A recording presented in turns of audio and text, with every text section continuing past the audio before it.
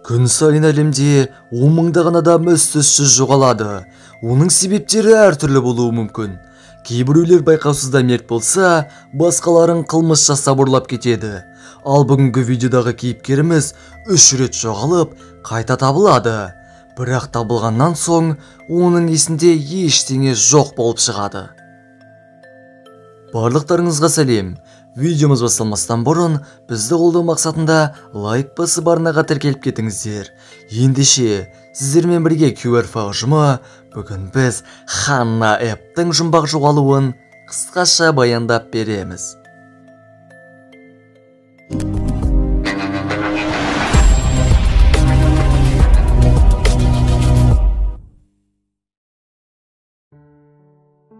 Ханна Эбб қарапайым жас американдық тұрмыс құрмаған қыз еді. Ол колледжді аяқтап, мемлекеттік мектепке жұмысқа тұрады. Оның психикасында ешқандай ауытқу болмаған, және тәуелділікке әкелетін ішімдік секілді нәрселерді де тұтынбаған. Достары Ханнаны бәрімен тез тіл табысатын жарқын жүзді қыз деп сипаттайды. Қарапайым ғана өмір сүріп жүрген қыздың басынан 2008 жылы біртүрлі оқиғалар өте бастайды. Нақты қаншасы екені белгісіз, тамыздың тәтті таңында таңғы жаттығуға шыққан Ханна қайта үйіне оралмайды. Әдетте ол жақын маңда жүгіріп, қайта үйіне келеді де, өзін ретке келтіріп жұмысқа кететін. Бірақ бұл жолы олай емес. Көршілері оның үйінен шыққанын көрген, ал үйге кіргенін ешкім көрмепті. Телефоны өшірулі, жұмысында да қыздың ізі көрінбейді. Алғашқыда достары Ханнаның жалғыз өзі қайда кетуі мүмкін екенін ойланады. Солай 2 күндік іздеу жұмыстарынан соң, ақыры полицияның көмегіне жүгінуге мәжбүр болады. Полицияның бірінші ойына келгені, Ханна әлде бір жаққа қыдырып кетіп қалған. Достары болса бұнымен келіспейді. Ешқашан ол бұлай ешкімге айтпай кетіп қалмайтын. Полицейлер Ханнаның үйіне тінту жүргізіп, жаңағы болжамның мүмкін еместігін дәлелдеді. Қыздың бар керек жарағы үйінде, яғни телефон, банк карточкасы, ақша, құжаттар барлығы үйде тұр. Сол күні Ханнаның суреті іздеу салынады деген адамдардың қатарына қосылады. Оны бәлкім біреулер ұрлап кеткен болар дегенде болжамдар болды. Бірақ кейіннен біреу полицияға қоңырау шалып, Ханнаға ұқсайтын қызды көрдім дейді. Ол оны Apple дүкендерінің бірінде көріпті. Дүкенде қыз өзін біртүрлі ұстаған екен. Ол витринаның алдында бір нүктеге қадалып тұрады. Жаңағы адам қыздың жанына келіп есімін сұрайды. Қыз оған ешқандай жауап қатпай, нүктеге қадалуын жалғастырады. Солай көрген адам полицияға хабарласу үшін шетке шығады. Ал қайтып оралса, нүктеге қадалушы орнында жоқ. Біраз уақыттан соң полицияға тағы да қоңыраулар түседі. Біреу Ханнаға ұқсайтын қызды бірнеше жерден көрген екен. Алғашқыда сауда кешенінен, одан соң кафеден.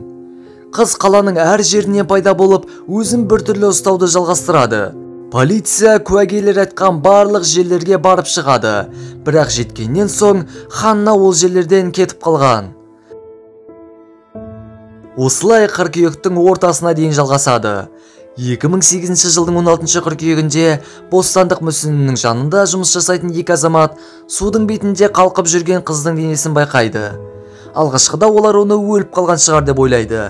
Кейіннен жағаға шығарса, бұл Ханна екен. Жедел жәрдем көлігінде қыз есін жияды. Ханнаның жағдайы аса қатты нашар болмады. Аз уақытта өз-өзіне келіп алады.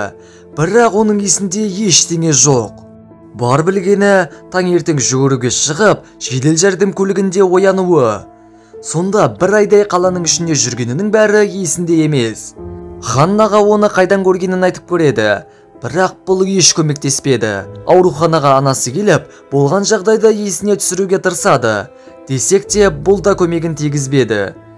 Кейін оны невролог пен психиатр тексеріп, қандай да бір ауытқуларды анықтай алмады. Бұл жағдайдың қалай болғанын ешкім түсінбей, Ханна ары қарайда қалыпты өмірін жалғастыруға шешім қабылдайды.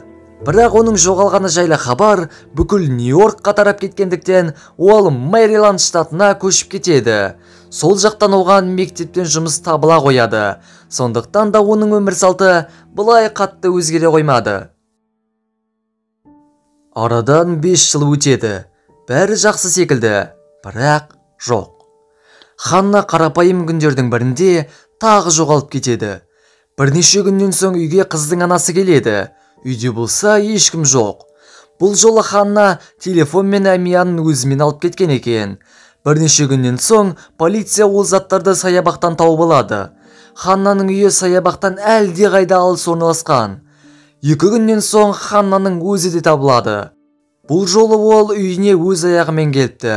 Оның бар есінде қалғаны үйден бір мәселелер бойынша шыққаны ғана, ары қарай ештеңе білмейді. Бір уақытта есін жиса, саябақтың ішінде жатыр екен. Дәрігерлер Ханнаны тағы да тексеруден өткізеді, бірақ ештеңе таба алмайды. Осы жағдайлардан соң қыз тағы да қоныс аударуға шешім қабылдайды. Бұл жолы ол әлде қайда алысқа, яғни Вирджин аралдарына келіп тұрақтайды. Қыз Сент-Томас аралынан пәтер жалдап, мектепке жұмысқа тұрады. Алдындағыдай Ханнаға алғашқы жылдары ештеңе болмайды. Ол тіпті күшті дауылдар мен цунами болса да аман шығады. Бірақ 2017 жылдың қыркүйегінде таңертең жұмысына жол тартқан ол жоғалып кетеді. Бірнеше күннен соң іздеу жұмыстары басталады. Жағажайдан оның жиналу тұрған киімдері, ал тұрақтан Ханнаның көлігі табылады. Телефон, құжаттар, ақша секілді қажет заттар салынған сөмкесі көліктің ішінде еді. Арадан тағы да уақыт өтіп, полицияға қоңыраулар келеді.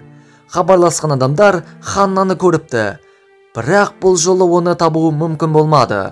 Аралдың бүкіл жерін қарап шықса да, қыз табылмады. Іздеу жұмыстарына бірнеше қайықтар мен дайверлер қатысты. Туысқандары Ханна Эптің тірі екеніне сеніммен қарайды. Бәлкім ол өткенін ұмыту мақсатында өте алысқа көшіп, басқа есім қолданып жүрген шығар деп ойлайды.